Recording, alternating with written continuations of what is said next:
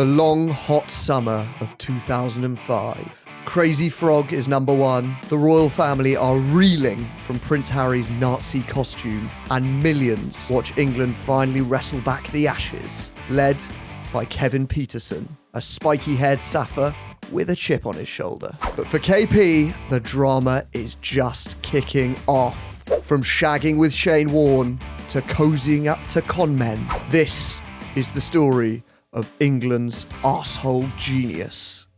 Welcome back to The Upshot. I'm Jack. Zach is here as ever. Hello, Jack. Hello. We are joined today by Finn Taylor. Boys, how we doing? Very good. You missed out 7-7 from the list of 2005 events. Do you know there was a discussion? Was there? Yeah. Okay, sorry, I wasn't privy to that. Yeah, we were like, do we do the buses? Or... Yeah. Get the buses in. Yeah. And then we were looking... The army flattened Basra. Yeah, I wanted an Iraq War one, but we were looking and it wasn't a vintage year. For the Iraq War? Yeah, for the Is this coalition. post where the guys are hanging on the bridge? Sorry, I've come in quite hot. It's, I tend to do this. I tend to not get the memo. What I'm obsessed with is, you know, in Premier League years, the Sky Sports show is when they try and link world events to what was happening. Yeah. So it's 2001, Andy Cole and Dwight York were banging in for United, but in America, 2 other towers fell. You know, it's just like the guy who writes those scripts I'm obsessed with. They're trying like the massive U-turns in tone. Yeah. Is he enjoying that? Do you think that's like part of the fun for him? I think he realises no one's watching it, and so he's just like, fuck it. How can I get from the demolition of Sarajevo in '95 to Blackburn winning the league? What's the link? Or do you think those two events are... Maybe they're linked. Exactly. Or in his mind, they are equal in sort of world history. They're both as important. I mean, when have Blackburn done anything since then? Exactly. Similarly, when has Serbia been bigger? You know? Yeah. Hey, man. Yeah, we had a good look at world events. Crazy Frog was a bit of a gift, I think. Because that really... I mean, do you guys remember what you're doing in 2005? I just missed the bus. I was on my way into central London. Actually? Wow. Running for it. Oh, doing more atrocity gags. It's not as impressive as the people who was meant to be in the World Trade Centre, is it? I missed the bus. Yeah, my mum was on one of the buses going the other way. It's like, well, actually, if you're going the other way, you were never... No. You're about as far as possible from being caught up in it. Was it same number or? Yeah, one of the... Yeah. 73, I think, was one of them. I can't remember, yeah. About Euston Way. What are we talking about? That's right, Kevin Pietersen. Well, no, 2005. Sorry, shall I explain who you are for people who don't know? I mean, I feel like people have got an idea now. They're turned off if they don't. Yeah, the vibe is clear. Yeah. I mean, so Finn is a comedian and host of genuinely my favourite podcast. First thing I listen to every week. Very sweet. Finn versus History. So it's I'm a scholar. Yeah. Yeah, you're a scholar of history. There's a little bit of comedy. Have you done a 7-7 episode yet? Not yet. We've got to keep our powder dry. I mean, there's certain topics that for my fan base that is real red meat, and you try and drip feed that because if they had it their way, it would be Nazis, 9/11, the hunt for Bin Laden, 7/7, Blair. That's everything they want. So you've got to just pepper that in with some real dry stuff about medieval papacy and shit. The reform of the church and all that stuff that my co-host likes. I'm not into any of that. I'm real straight guy history, whereas Horatio, my co-host, sort of dabbles with what I would call lesbian history, art history. Terrifying. I find it terrifying, all that stuff. I host a history podcast. I guess that's why history and Finn versus the Internet. I should say Horatio's on Finn versus History with you. He's your co-host. Yeah, who you've had on. Yeah, we talked about Garincha, the guy who lost his virginity to a goat. Yeah, I read the book. I read the book at school actually. Yeah. Fascinated with Garincha. Is that on curriculum? Yes, I went to a very weird school. I was homeschooled. He also had rickets, didn't he? He had knock knees. Yeah. Which supposedly creates some kind of mirage with the stepovers. Yeah, it made him into this sort of bandy leg genius. Yeah. Yeah. It did also cause him to be almost unable to walk by his 30s though, I think. But he won 2 World Cups and fucked a goat. So I mean, you'll never sing that. What else do you need from your peak era? Your prime years, 2 World Cups and a goat. On the bedpost notch. Anyway, so you can follow Finn at Finn Taylor Comedy. Yeah, that's right. All the platforms. YouTube, Instagram, all of them. Check it out. You certainly will want to by the end. So cricket, we've picked a cricket one. We've done a couple of cricketers before in the Upshot. We did Shane Warne, who actually is going to come up a lot in this pod anyway. Because him and KP are pretty tight. So won't get into that now. Ian Botham. Yeah, Lord. Yeah, Lord Lord Botham. Yeah. Give him the respect he deserves. Have you seen his cock? I'm not. I know he's got a big hog. I've heard that. But hello. So, Wow. Yeah, we did this at the start of the Botham episode, but in a way, this pod is just showing comedians. Well, it's great. It's great that I worry sometimes about my production company's HR department, but it's good that you're just showing against the cock straight away. Yeah, it's the infamous. So basically, Ian Botham accidentally tweeted a dick pic. Oh, that's right. Of And the course dick pic he is his dick is sort of resting on his stomach. I'm not sure I could get mine to my belly button. I don't think that's hard. I though, don't think it's going to his belly button. I think he's taken it from that angle because it makes it look longer. Or right? he's got a very short belly button to dick. Yeah, It's an optical illusion. But It's a decent cock. Yeah. Solid hog. Good. That's batting at 3. sort of hairy all the way. That's batting up. higher up the order than both of us, ironically. That's doing a job. Yeah. Anyway, I guess those are the two sort of wild people at cricket. KP's a slightly different proposition. KP is the only... He is an England great. You definitely call him an England great, but he's the only England great that when he got out, a part of me was like, oh, good. Because he's just such a cunt. And I think part of that is that he's a white South African. So from likability terms, he is playing life on difficult mode. Yeah. Although that's because he was playing life on easy mode until about 1994. But, there's that... Cricket is such a weirdly esoteric British... The sensibility of cricket is so British, and so bringing a white South African energy to it, you're immediately like, come on, mate, that's not what this is. And yet he was probably, you'd have to say, definitely the most talented batsman England have maybe ever had. And also just a breath of fresh air, no? Because he was so exciting to watch. Yeah, it was that period where cricket got really exciting and they started... Was he the first one to really start all the sort of switch hits? Yeah, he invented the switch hit. Yeah, so he sort of pushed forward. I guess it's the T20 era, Yeah. and he was doing that in tests, which was which now it's like that's what England do. Was this they tried to outlaw the switch hit, right? No, I think it was just a bit unpopular. Okay. I don't know. I like But that they banned he's it. your classic. He's a cunt, but he's our cunt. Sort of, although he's South not. Africa's He's not. cunt. He's South Africa's cunt. That's the other issue. He never felt like. Depends our how cunt. far along the cunt spectrum you are, Yeah. and then he goes back to being theirs. Yeah. Yeah, I mean, we'll get into the verdict and is he a wanker? I think we know the answer, but yeah, should we go all the way back, Zach? Find out where this guy came from. Yeah, let's do it. So Kevin Pietersen was born in 1980 in apartheid South Africa, Yeah. as you mentioned. So his mum's actually English. She's from Canterbury. But his dad is a very strict... She wanted to move there. She just liked what they were doing. Yeah, Yeah. it's... it's 80s The South culture Africa, here is yeah. great. The culture here is great. Yeah. For people like me, I love the it's, culture. It's great. Lovely weather. Lovely weather. You kind of still feel. I love the rules. Very regimented I feel very at society. home here. I kind of still a bit suspicious of people who love South Africa. Even people are like, I go there every year for winter. And you're Yeah. like, You go, what museums are you going to? Yeah. Yeah, I just don't know. Well, anyway, So his dad is. So his the Saffer. dad is Afrikaner. Hey. And Hey, bro. quite like he holds his culture quite strongly. So Right. KP and his Which three part? Which and his- part of his culture? they have to speak Afrikaans on Wednesdays. KP and his three Okay. brothers. So KP's dad is very strict. Yeah. Real disciplinarian. He canes the kids with what he describes as an army stick. Hey. That's my army stick. is that like the thing they have under their misbehave. arm in, I think like, it's like Blackadder? it's like a cane but thicker. Right. I More guess painful. Like Ian Botham's Yeah. cock. Kind of. almost like girth. that. Yeah, Harder. yeah. That's, Harder. less Yeah. scaly. Yeah. So he was caned a lot. He also attended this really strict school, Maritzburg College it was called. Yeah. And it was basically based on like an ultra hierarchical English boarding school. South Africans doing hierarchy. That doesn't sound right. Yeah, no, That does not sound it was right at odd. all. It was sort of, his dad found the only school in the area that had operated this kind of policy. So all the kids have got to wear straw boaters. There's a lot of weird rules. So when the junior boys spoke to teachers or even to like senior boys, they had to say please at the end of every sentence. Wow. Every sentence. Every sentence. So it'd be like, hello, please. But surely, How are you, that's please? just out of context. You don't need please. It's just to be servile, It's just hierarchical. Yeah, it's, Wow. So this is like a 1950s English boarding school, Yeah. minus the noncing, we hope. no No noncing in this story. evidence, Good. but I mean, Sure. I wouldn't be surprised to be honest. No, I don't think South Africans are nonsense.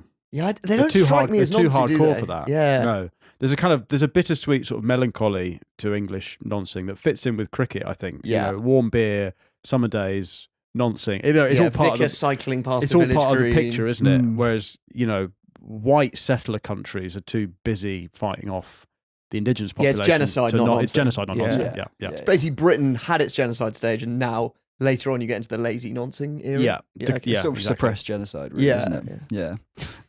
So this school's got quite a lot of weird traditions. So there's one called Wooden Spoon, where sixth formers on their final day would force feed mouldy food to kids in the year below. Christ. Nice. It's that kind of shit is still going on at this school. So discovered there was a scandal from a few years ago where the prefect pissed in the long jump sand and made the younger kids crawl through it. Wow. It's like Love it. Does that have a fun name, that game? Piss in the pit. Piss pit? Piss Piss pit. pit. You're calling that piss pit, aren't you? Piss, yeah. So that's pit. their soggy biscuit. Yeah, Pissy I pit. guess. Yeah. Again, it's a bit more aggressive than soggy biscuit, which is Yeah, it's not got the kind of tender boyhood Sharing. notes. Yeah. Yeah. There's no collaborative. pleasure, really. Yeah. But yeah, so KP, he's existing in this quite odd, hierarchical, tormented environment. But sport is sort of his escape. So he plays hockey, rugby, tennis, squash, but eventually chooses cricket. He's got 3 brothers, I think, as well. Really? And they're always wrestling. He talks about. I watched a piece about him last night, and he was saying, of all the Ashes I played, when I was in the Wanderers getting booed, nothing was hard. I didn't get hit harder than my brothers playing rugby in the garden. You're like, all right, mate, chill out. Oh, so that's his whole thing. His whole thing is that nothing was tougher. Yeah. Than just He like also- wrestling with rutting with my brothers. He loved the fact that his dad beat him with the stick as well. Oh, really? He wanted He it. thought He that was wanted it. great. Does he beat his kids with a stick? I think he beats his parents. I think he goes to old people and beats them. Hey, 1-1. Yeah. I think he'll beat anyone, really. Yeah. I say he's quite soft. We'll get into that. He is quite softly spoken, actually. Yeah. Now, how I was his dad slightly beating him? surprised. Was he kind of doing these mad sort of reverse scoops with the stick? The switch Is that hit. where he got? Did he switch hit him? Yeah, is switch it. Is that where he got the idea for it? It was like my dad would actually just flip the stick around. You think he's going one and arse hit me cheek into and the then leg other side one. with my right hand. It was fascinating to watch. That's where I got the idea for. Yeah, well, it does help him to pick up a few batting tips, and he plays a lot of cricket. In 1997, he makes his debut for the B team of Natal, who are one of the big province teams in South Africa. So he's 17 at this point, and very quickly he gets promoted to the first team. He's mainly a bowler at this point. Yeah, He does a bit of Got batting, some real but shit off spin. But yeah, some off spin is his speciality. And in 1999, England come to South Africa on tour, and they play a match against Natal. And the players are really impressed by KP, this young starlet. And at the end of the game, the England captain Nasser Hussain pulls him aside and basically says, like, you should come play county cricket in England. It'll be much better for you.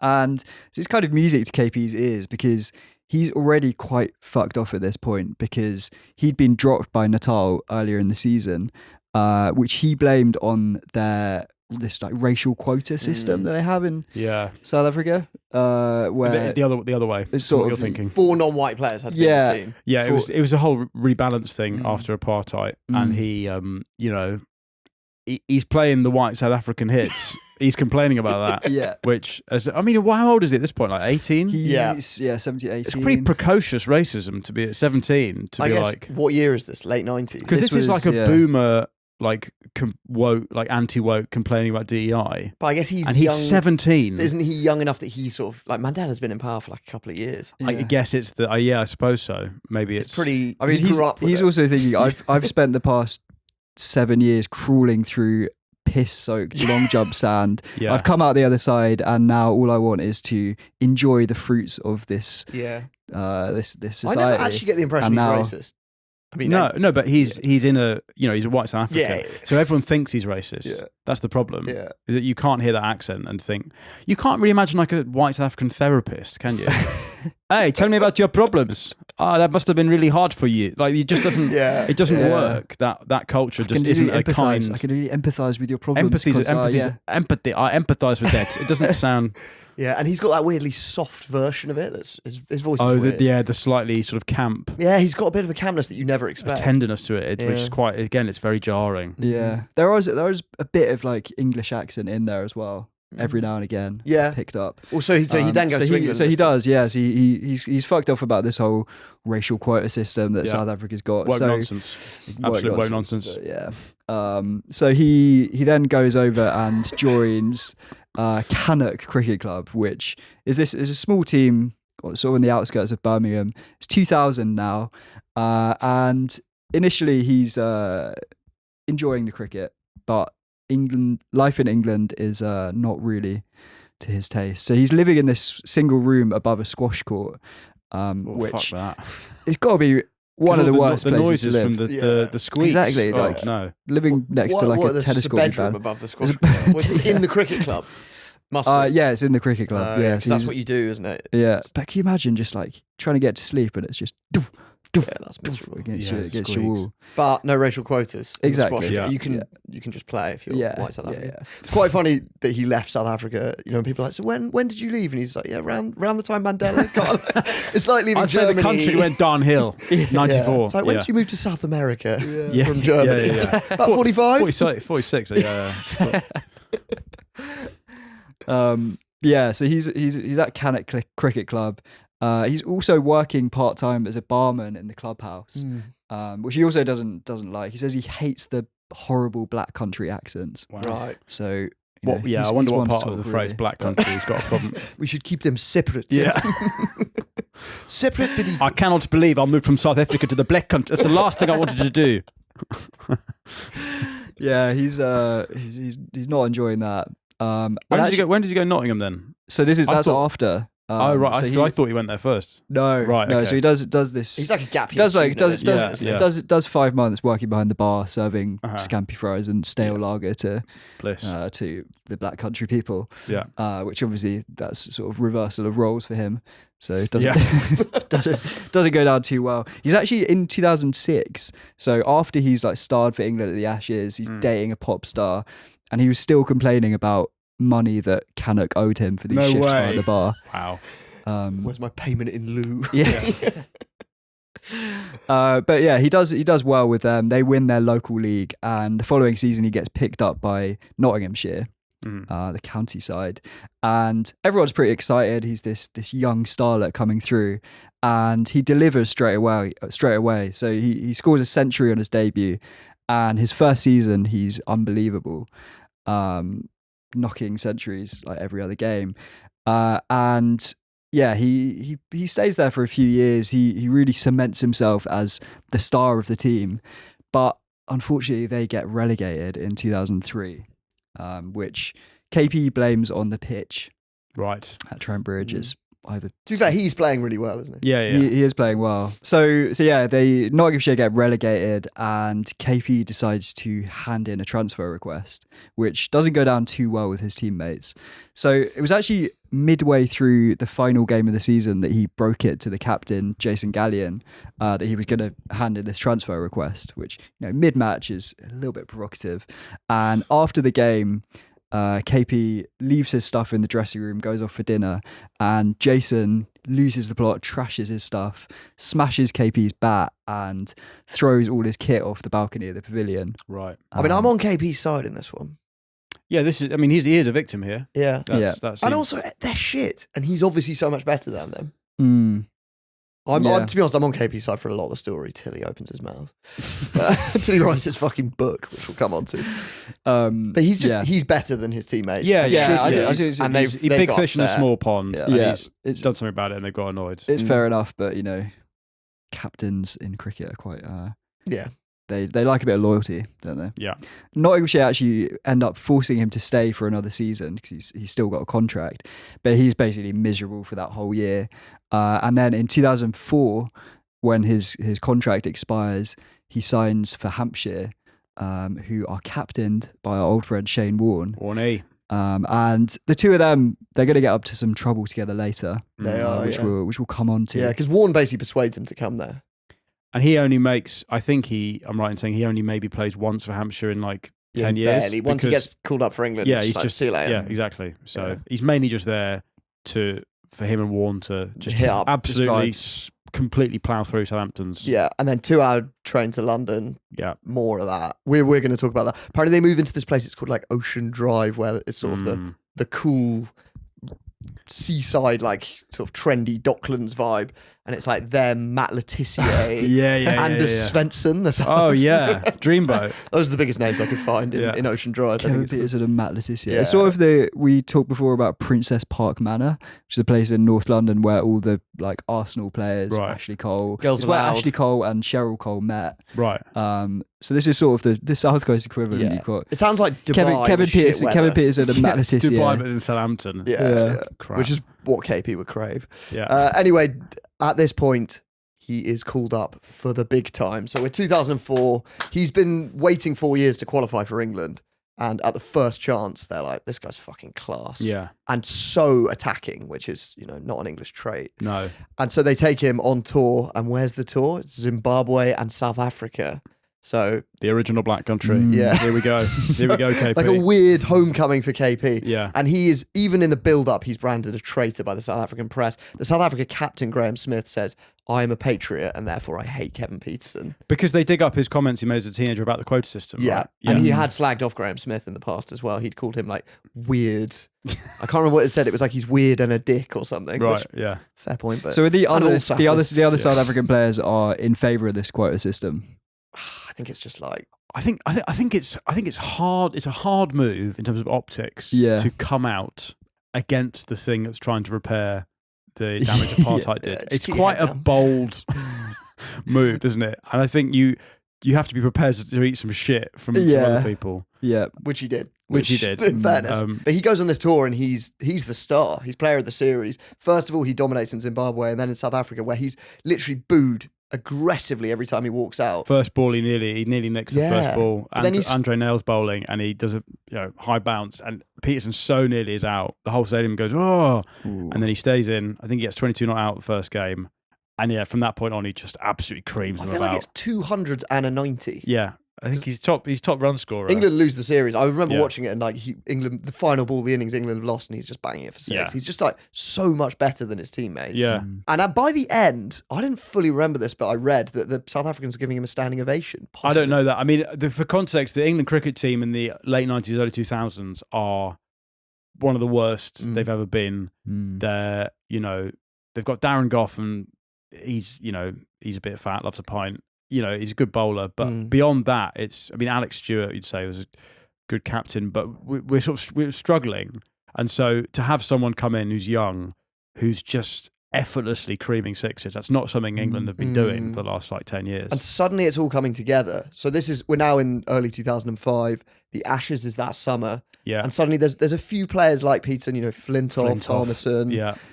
Even Michael Hoggy. Michael Vaughan, the captain. There's just this sense that like these guys are different. They're not scarred by the past. No. There's a sort of a Southgate-esque buzz to the England cricket team. Better football. Yeah. Exactly. England going into this, they haven't won the Ashes in 18 years. They've gone through this whole era where England are a joke, Yeah. can't buy a win. But there's this growing sense that maybe this time's different. And Kevin Pietersen's kind of the final missing piece. Yeah. Because into this team of like unscarred, talented guys comes this total freak who's really attacking. He's aggressive. He's got all the swagger that England never had. And he is not scared of Australia at all, which is No. new. Yes, because he is, in terms of like white settler colonialist rankings, South Africa dicks Australia every time. Yeah. Yeah, what is in he kind of thinks. If you've got like the Northern Irish, which are obviously like Scots, but harder Scots, white South Africans, Australians, New Zealand Americans, Israelis. Oh, Israeli. The final three are the Northern Irish, South African, and the Israelis. In the reality TV series of white settler colonialists, that's who I'm Who are you backing? Yeah. Out of those ultimately? three. I mean, it's hard to look past the Northern Irish, I think. Really? Yeah. I think the Saffers have gone soft on like Instagram and They've gone woke. cocktails. South Africa's gone Do you know woke. what I mean? Yeah. They're just like shagging now. Are you saying South Africa went woke in 94? Is that what you're saying? So they're out. Absolute woke nonsense, 94. What kind of reality show are we talking? Are we talking like So this Big would Brother be my equivalent. or- I think I've talked about this on my podcast. This would be my equivalent of like maths. I don't like any of the reality shows my wife watches. My version would be getting white settlers populations in a house and seeing who wins. Scariest ones. The scariest fuckers win. Just yeah. like fight to the death? Yeah, or, kind of. Okay. Yeah. Or what about a sort of Love Island-esque thing where they have to It's basically couple that. up? It's Death Island, basically. Yeah, but they kill each other. They kill each other. Okay. Yeah. Settle in each other's with their areas hands. of the yeah, house. Exactly. Yeah. They slowly occupy. They slowly occupy. Gradually dilute the local population. It's exactly that. It's different rooms. And then introduce segregation. Yeah. I would watch that. Exactly. It sounds brilliant. Yeah. Yeah. Apartheid Island. Yeah. And that's why Kevin Pietersen's not scared of Australia. He's in not scared of 2005. Australia because he doesn't give a fuck. And also, he says that that first wrestling with his big brothers, and then also that first ODI series at the Wanderers where he's getting. I think Michael Vaughan says in the documentary I watched, I'd never heard noise like it. The booing. He said it was nasty. Yeah, I You do know, remember it. We all like a bit of banter. That was nasty. Yeah. That was nasty. That was. I guess cricket is quite out of place really in cricket crowds generally, is it? It's becoming more. It's becoming more. I mean, the whole Bairstow laws. He kind of, in a way, KP thing. sort of ushered it in a bit. And I would argue cricket has not reached anywhere near the peak it reaches that summer, because it's 2005, it's on Channel 4. Yeah. So Richie millions Benaud. of people watch this series. Yeah. But before they do, there's some arguably bigger entertainment because KP and Shane Warne are getting up to no good. So this is back when in the Ashes they're all mates. Yeah. And they're having I actually beers. don't know how many of them were mates because I think they're all a bit more matey now because they'll play for like the fucking Delhi Chargers Yeah. together. or Well, whatever, but there's a thing now where like the last Ashes series at home, they all had a beer after the last game of Oh, the yeah. series. At this point, they're having beers after every game together. So they're still like, Yeah. So Every day of the game or just at the end? possibly. I think there is a possibly. bit of that. KP sometimes takes that a bit far later on. When you get out, you get a tin out in the dressing room. It's kind of that. It's that era, isn't it? Yeah. Yeah, true, actually. But anyway, KP and Warne, it's different. They're like they're shagging buddies. Yeah. So in April before the Ashes starts, so I'd love to have a shagging buddy. Yeah, Just the guy that we just... I'm available for. Yeah. I go to the football with him, and then It's my shagging pal. With my shagging pal, we just go shag girls. I think at that point, you know you've got a shagging problem when Yeah. you've got shagging mates. Yeah. You got mates. An enabler. Yeah. Well, KP and Warney, they are each other's shagging buddy. So this is April before the Ashes. So I should say KP has not played a test match for England at this point. There's this growing clamour for him to play. But actually, Okay. England play these tests around then, and he's not picked. Bangladesh. Right. Ian Bell gets picked instead, the Yeah, Shermanator.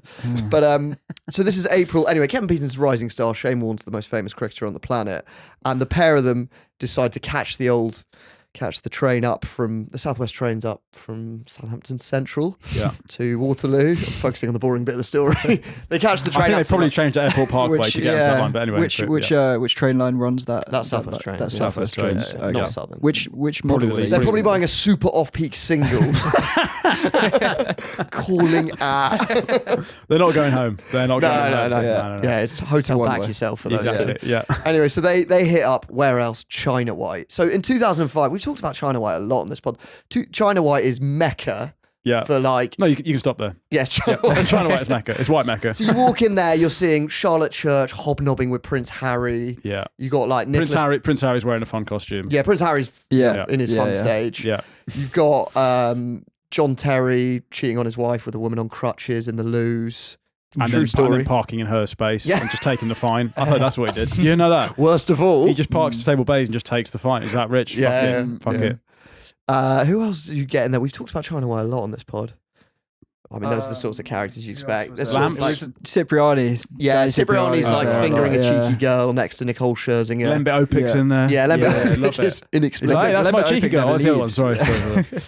It's halcyon days of like noughties tabloid Yeah, filth. Filth. Yeah. Yeah. and Back when Soho was Soho. Yeah. Yeah. oh yeah, and this pair, Kevin and Shane, are on a I like rampage. China Whites. Yeah, That's how you pronounce it. China China White. White. China White. If you could get rid of that China bit and just Out call of it, the Blick call it- country and into China White. call it South Africa Whites, I'm there. Yeah. So anyway, they're just there to shag, and Yeah. they get talking to these two girls, Gemma and Laura. Gemma. That's such a mid-noughties name, That's isn't it? great Gemma. mid-noughties name. Gemma. Gemma. Yeah, yeah. So apparently KP opens them up by going marching hang up to on, Gemma, hang on. and he just goes, "Weren't you that trolley dolly from my flat?" Trolley dolly. Hey. Hey, and she's like, "No, what sort of chat up line is that?" But somehow it works, Wow. and they end up bringing them back. So they must have a hotel actually, because they take them back with them. Or maybe Warney's got a shag pad in London. I think the journey back to Southampton on Southwest trains would be probably one of the biggest boner kills. Yeah. Anyway, they go back to the house, which hopefully is in London, and apparently Warnie's really pushing the foursome. Yeah. Just really, I feel like he's mainly. I mean, they're shagging cricket's buddies, about right? partnerships, isn't it? Yeah, it's about what partnerships. more magic partnership? Than Yeah, those exactly. I'll wear her down up top. And then I'll just create a space for you to come in and really attack the bottom. Tire her out. Tire her out. Wear her down.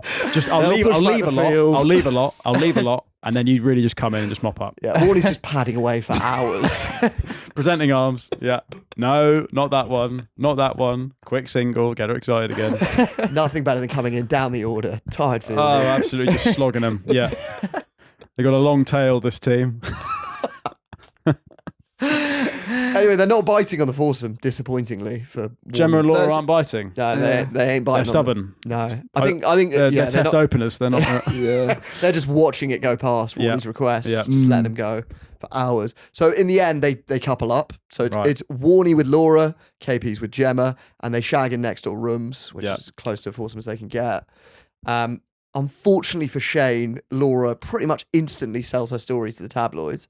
Now, just to set this in Shane Warne's life. So Shane Warne is a approaching elder statesman at this point in cricketing terms. He's sort of won all there is to win. Is it his final Ashes summer? Maybe? Final Ashes in England. And everyone knows it's going to be. And the tabloids know that England have a chance this time. So they decide early on, let's target him. And He's been the scourge of England for the last 20 years. Yeah. Yeah. And now it's payback time. Yeah. On the pitch and off it. And the tabloids decide, we know his weakness. It's shagging. Yeah. Shane has recently moved to England. His wife found out that he wanted the family to move to England by reading about it in the press, which is always nice. Yeah. And he's ground her down for ages. Oh, We should move to England. He's a gentleman. Yeah, The thing is, why bother phoning when you can communicate with a more effective? Yeah, via the press. It's Mass immediate. media. Yeah. So he's spent ages persuading her they should move. We talked about this in our Shane Warne episode. She packs up the house. She gets the kids on the fucking 24-hour Qantas flight. Oof. They land at Heathrow, get off the plane, and you know those free newspapers you get there? The front page is Horny Warnie has his wicket way. Wow. So I think she's pretty much on the next Qantas back. Is this pre or post Hurley? Pre. Pre-Hurley. Very Right. pre. So Yeah. this is his marriage ending. I see. Okay. And Fuck, it's literally the same day they arrive. pretty much. Oh, yeah, no, I think it is actually the Oh same man. day. Yeah. I don't know if it's that exact front Do page. you It's do you one of think she picked up that copy of the newspaper, or did she pass it and go for the Financial them. I've Times got a good instead? crossword. Yeah. I've got a long flight. So this is the summer where Shane Warne is caught in 6 different kiss and tells. Wow. And yeah, basically spells the end of his marriage. 6 for. It's a He's got 6 6 for. It's actually his best figures of the summer. Yeah. So Laura sells her story and she says, the first thing Shane said was, how about a foursome? And then she says of their sex, it was over very quickly. I could have been a blow-up doll for all he cared. Wow. So it's a net session, really, for Shane Warne. Do you know what I mean? Do you think? Yeah, yeah. What's that bowling machine called? I don't know what it's called. He's but just now just they got have it. like those dog ball throws. Yeah, it's basically throwdowns. Yeah, She's throwdowns. giving him throwdowns. Do you think this is why not KP has picked out Shane Warne as his shagging buddy? Is that he's because there are multiple reviews like this about Shane Warne. Yeah, Shane not- Warne comes not across being- as a guy who just So, wants to come you know, quickly. if Well, you're he's into coke, isn't he? So Is he? my understanding is that doesn't do brilliance for your stamina. I thought it makes you sort of. I've heard it makes you go on for a long time in quite sort of Ian Botham cock Oh really? quality. Okay, I'm not a coke man, Right. so I don't No, know. me neither. But I've heard it makes you incredibly horny, but gives you a soft cock. yeah. Mm, Yeah, sounds about right. yeah.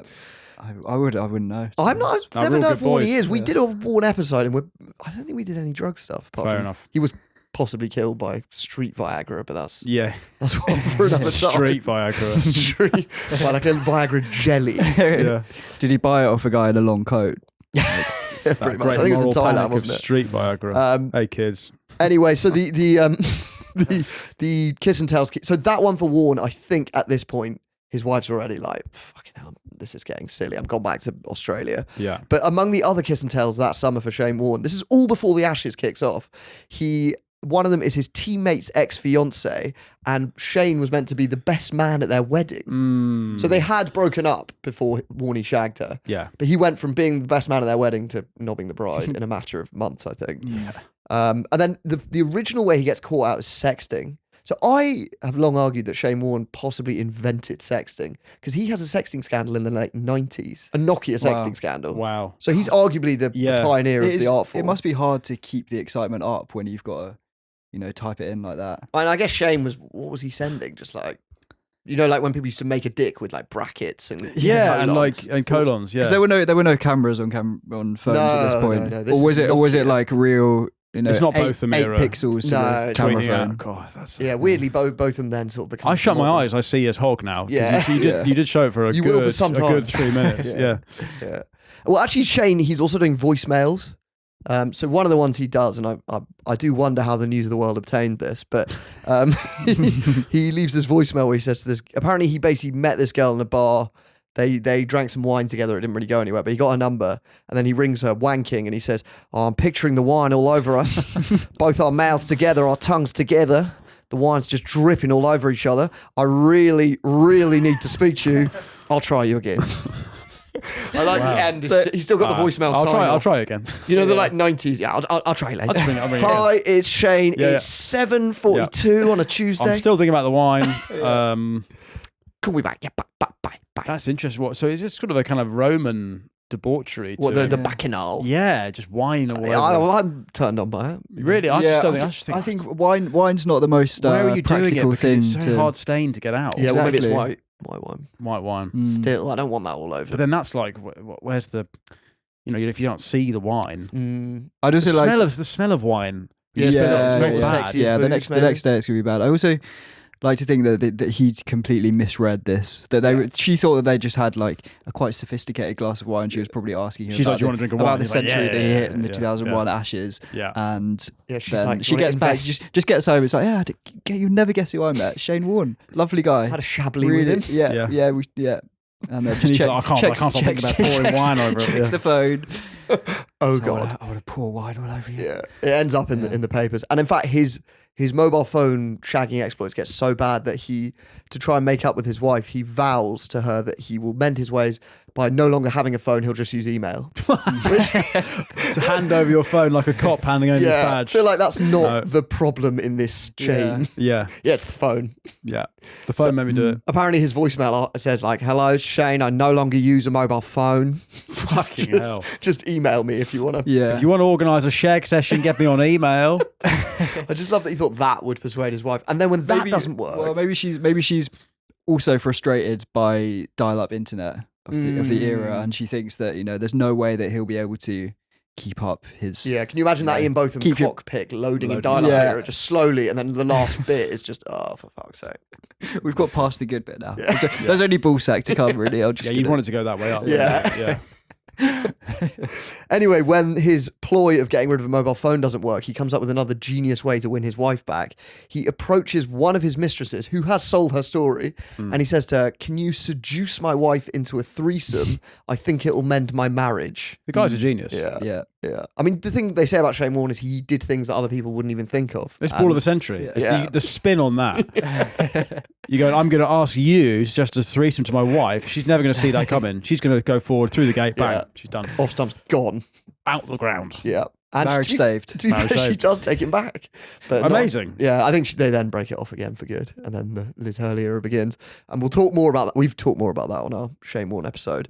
As for KP, he is about to hit the big time. So he is picked famously for the Ashes and stars on debut where England are collapsing, but he scores a couple He's of... in at what? He's in at 5, is he, in this team? I Yeah, think and he he's at 5. scores 57, and then he scores an unbeaten 50 in the second innings as well. But England get caned. Yeah. However, there's a bit of a sense even in that England are kind of they look got something different. about them, We yeah. made Ricky Ponting bleed, and KP is now sporting his skunk hairstyle. Yeah. So he's just got a vertical blonde stripe. So apparently he got the haircut idea from trans Big Brother star Nadia Almada. No Do you remember way. her? Yeah, I think about her a lot. Yeah. So apparently they were. Sorry, in I mean, yeah, no, I remember. I remember. So we got. Should we look at? Oh no. That's Oh, him. that's her, is it? Fucking hell. That's a very old photo of her. Wow. That must have been a long old surgery. Sorry, that was Ian Botham's cock, not Christ. We're now looking at a later photo of Nadia. That was a big day in the Harley Clinic. So that was. I think a lot of people will Big job. The surgeon thought, fuck me, this is a big job. a lot of people will You're remember. going to have a big fanny at the end of this, you know that. I think a lot of people will remember Nadia. We're now looking at a photo of her, not Ian Botham. Remember her? I do. What she's She won, maybe didn't the she? fourth or fifth person to win Big Brother. This is when Big Brother was a huge cultural thing. Yeah. I used to do TV warm up about 10 years ago, and I mainly used to do Pointless, the TV show Pointless. But I, every now and then I'd be asked to fill in for someone else, and I did. This must have been in like 15, 16. I did a night on Celebrity Big Brother live eviction, and the audience is feral. Like, as soon as I came out, I was wearing like red Reeboks, and they went, shit shoes, shit shoes, shit shoes. And then I was, trying to like get the crowd hyped up, doing a bit of like basic just crowd work. And this woman goes, and the people there are like, they're in Watford shirts, 'cause it's filmed up in Watford. They've got like more fingers than teeth. It's like, it's bad. And they're like, why aren't you entertaining us? And I go, well, what do you want? He go, the other guy chucks oranges in the air and we have to catch them with our tits. And I'm like, right, well, there's several reasons I'm not doing that. But what I found out later was that the producers were like, that was great. Because they want the audience annoyed, angry, feral. Like this is because that's what Big Brother is. Yeah, it's this all kind of witch hunty, totally. Yeah. It's gladiatorial. It's like the Jerry mob, Springer. Yeah, of, it's mob violence. UK. But Are they pissed as well? They're giving them booze. I think these people are. I don't know. Brought their I'm own not sure they're cans. allowed. Not sure they're allowed alcohol. There's a lot of mad stuff going on in the What did crowd. they make of Nadia? She won, didn't she? But she won, yeah, which is mad when you think about the trans discourse now, and that like Big Brother was the biggest show, and she wins it, and it was like part of her story, but that's not Yeah, why. it didn't really kick off. It wasn't anything, like did it? people were like, oh, cool, she used to be a man. But then there was also the Miriam thing. What was it called? The what? There's something about Miriam. Do you remember that? Do you remember the No. premise of that? She was trans, Yeah. but none of the men. It was a dating show. You've got to seduce this girl, and none of the men know she's trans. Oh, is this an early 2000s Sky show? One, maybe 99, 2000. There's something about Miriam. Yeah, and the something Wow. is she's trans. But then it's mad how things change. I watched Ace Ventura the other day, and there's this scene where he kisses the girl, and then she reveals that she's trans, and then everyone in the scene, like 10 guys, are like, Yeah. and you're like, wow, this is dated That's very 90s, badly. I'm guessing. This is, I don't know. this It's is like it's kind of gone full circle now. I guess it's It's aged well It's then, in all right. fashion again now. But yeah, it's fun. But it's mad how this was. Yeah, I mean now they'd really 2004. now, not to use this phrase, but they would really jam it down your throat now that she's trans and that she's won. Yeah, it But- was just- but it in was an 2004. It was incidental just thing, like yeah. part of the story, and it was Yeah. almost like, oh, that's nice for her, and it obviously meant a Yeah. lot for her and stuff. And Anyway, she then, for some reason, finds herself in a hair salon in Cape Town next to Kevin Pietersen. I guess. No way. So this is 2005, sort of. I guess during that tour, that one day tour. yeah, But yeah, so apparently she was like, "You should get this skunk thing," and he's like, "Okay, if it's good enough for Nadia." yeah. So Crazy. she got it done too. Yeah, no. She's she's just there. she's Getting, just flicking through the book. And, I think she's you know, getting other stuff done. I don't know. But his hair is kind of like it's a one-stop shop, is Yeah. it? His haircut now is like you still see that photo in the window of like really budget barbershops in London, like The sort of spikiness. black and white. Yeah, the spiky, big earring. Yeah, he's got the like a kind. Yeah, earring we're looking at it go, now. Yeah. That Very is weird collar haircut. up in a sort Yeah. of Sloane Ranger. Yeah, it's a really weird look, isn't it? It's a very It's very It's obvious. very style. it's like it's sort very of pop obvious style. punk Blink 182. Yeah, but there's a Sum 41 surfery- sort of style. busted. He looks Yeah, like Yeah, busted. yeah, yeah. it's the same haircut as the guy from Busted. It's a private school busted fan. Yeah, Yeah. he and KP kind of venerates like quite basic fame. He wants to be famous. Yeah. He's apparently he tells one of his girlfriends at the time like we're going to be the next Posh and Bex, and Yeah. so I think when a star as big as Nadia from Big Brother 5 tells us to get a skunk haircut. Interplanetary celebrity like Nadia. Yeah, when she says jump, you ask how high. And that's basically what happens. Anyway, Nadia's a bit of a good luck charm. she's for pole him. vaulting. Sorry. Anyway, Nadia's a bit of a good luck charm because he's one of the key players in that Ashes series, right? Yeah. So the Ashes 2005 done quickly. What are we 2-0 down and we win 3-2? Is it that? No, it's 1-0 down, then 1-0. that famous Edgbaston Test 1-0 where he Last plays well, has a good partnership. Like what 3? They won by 3 runs. Is it? Yeah, right at the death. Yeah. Probably the most exciting Ashes series, and that was the most Jason exciting Gillespie match. gets. Yeah. Yeah, Jones, Bowden, Kasparovich. Yeah. And then KP in the final game, which England need a draw to win, he comes in and England looking really shaky. They're like, fuck, England might lose this. They're like 50 for 3 or something, and he comes in and just. Yeah, everyone's like, all you have to do is steady the ship. We just need a draw. It's going to rain on Monday. Don't do anything silly. And instead comes out and is just whacking it around. Yeah. It's one of the great Ashes I remember that. innings. 158 under mad pressure. and England win the Ashes for the first time in 18 years. And as we said, this is on Channel 4. Millions are watching. Yeah. It's kind of incomparable to anything that's happened in cricket. It goes straight into, like, there's a Trafalgar Square just piss up. Yeah. Like the nation just descended Trafalgar Square.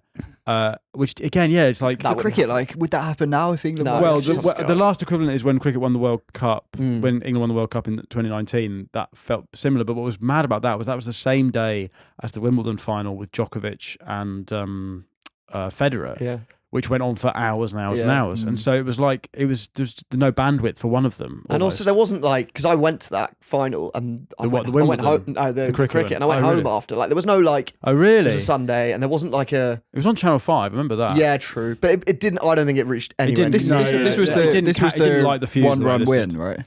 This is the super over. Yeah, it was. Yeah, Yeah. yeah, it was amazing. He's got to go back for 2. Yeah. He's out. Yeah. Also, that maybe that Ben Stokes innings at Headingley, but still, none of them hit this height because of the Channel 4 thing. No, yeah. And totally. and as you said, so the England players, they have this massive bender straight after the game, and then none of them have slept, and they're made to go on this open bus top ride. You know, normally an open top bus parade is like a week later. This was the day after. They're all morning after. battered. Get the photo. up, They're get not really the photo expecting up. anyone there. Get the photo. Yeah, look at Flintoff's So we're eyes. looking at a picture of KP and Andrew Flintoff looking like the last day of sick form. Oh, I love this. So Andrew Flintoff, Can you punch in on Flintoff's eyes? Because there's just something.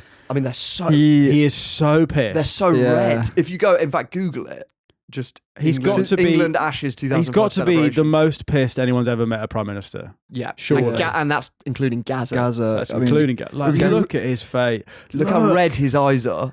KP's in looks- sunglasses. So did you say that this was the following morning after Yeah. they? So they they've not slept. No, they haven't slept. They go on the open top bus ride, and then they go to number 10 Downing Street, where Yeah. they meet the Prime Minister, Blair. Blair. This is like when it's like Blair. when This is Maradona. Pete Blair. They meet Blyer. Andrew Flintoff does a piss in the Rose Garden of 10 Downing Street. Yeah, which is controversial. I still think Gaza, you know, when Gaza met Margaret Thatcher, he said he hugged her and then he went to the loo and had a wank in the bog of number 10. Didn't know that. No one had heard this. Everyone knew he hugged her, but then last year he did this reality TV series called Afraid of the Dark, and he was with Chris Eubank, and he tells the story, and Chris Eubank's absolutely horrified. Yeah. And Gaza's like, yeah, I had a fucking wank in number 10. And everyone's just like, what? Anyway, Andrew Flintoff's piss, probably not quite as heinous, No. Yeah. but a very famous moment. And yeah, England cricketers they're all given OBEs, aren't they? Or MBEs, whatever the fucking difference Yeah, is. they are giving. They are yeah. massive MBEs, stars, including Kevin Pietersen, who I would argue, along with Flintoff, is the biggest star. Yeah, I mean in terms of the actual like cricketing heroes, the thing I still watch is the Flintoff's over against Ponting when he balls over. he balls the deliberate no ball and then gets him out, and Ponting's like one of the best batsmen in the world at this point. So you'd say it's probably Flintoff's peak, yeah, maybe. Harmison's peak. Yeah, definitely. Michael Vaughan yeah. as a captain's peak. Yeah, totally. But I would say in terms of sort of broad culture, so, you know, people Zach would have heard of. Yeah, I've heard of some of the people you just listed. But because Peterson is his first test, and he plays the winning innings essentially. Yeah, he's front and center. And he is sexy at this point. Do England fans hold it against him that he's Saffer? No, because not at this point. Not at this No. point. everyone hates the foreign players playing for another country thing until it's their country. And then they're like, yeah, no, but he's got an English mum. He's been here 4 years. He's served behind the bar. Considering he left South Africa because of this quota thing, and then he's come to England. Yeah, but we won the and he hit then 158. taken a place from a good English player. He's got an English mum. He's got an English mum. He served scampi fries, and he's still owed money by that club. So Yeah. has he got like a Saffer middle name? Is he like Afrikaner? His middle name's Peter. Kevin Peter Petersen. Really? Yeah. Kevin Peter Is his Petersen. dad called Peter Peterson? Peter, his dad's Peter Petersen. That is Do you want to know his great granddad? Good guess. Is it actually just Peter, something Peter, really Peter, like Peterson. Moritzburg? Anyway, he's Peter a massive Himmler. star. He's the sexy one as well, I think. Maybe Flintoff too, but like Kevin Pietersen at this point, like he's quite attractive in the eyes. Well, of he's the public. showier than like cricketers are meant to be. Yeah. Cricketers aren't meant to have Beckham hair. Yeah, and which bling. is He wears bling. Yeah, he gets a lot of he's got shit an for it. earring. Like cricketers don't have Yeah. earrings. Middle of at the this point. series, there were people saying, because he had a bit of a lull in the middle of the series, and people were like, oh, he's too bling, he doesn't care. Yeah. And then he scores 158 with his cock, wins Yeah. the Ashes, Yeah. and everyone's like, fucking love the bling thing. Yeah, I want yeah. bling. That's the style. And so he's a real god. But with the fame and glory of an Ashes win and superstar status becomes a tabloid target on KP's back, and he is about to be the victim of a red top sting. On that bombshell, join us in part 2. Bang. As KP... Another bombshell in 2005. Crazy. No, you don't want to. You want to cut that out? No, we'll do that. Join us in part 2. Producer's face is very funny. So close. Join us in part 2, where Kevin Pietersen's superstardom is about to make him the victim of the tabloids, and where he is rocked by a series of scandals involving crooked con men.